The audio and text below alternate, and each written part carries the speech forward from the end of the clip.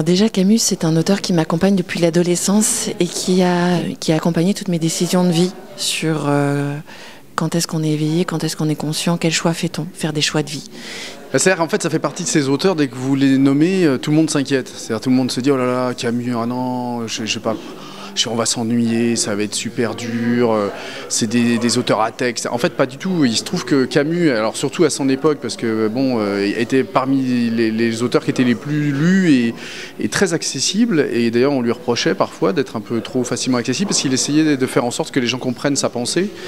Et ben, ça l'est resté aujourd'hui. Donc, ce qui est bien avec un spectacle comme celui que Charlotte Rondelet a mis en scène, c'est que je crois qu'elle fait passer ce message. Et en plus, c'est une parole, Camus, qu'on n'entend plus beaucoup, notamment dans la jeune génération.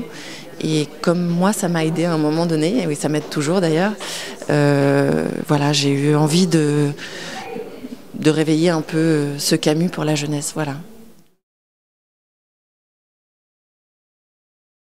Les marionnettes, ce sont des corps de moitié d'hommes avec les têtes des comédiens.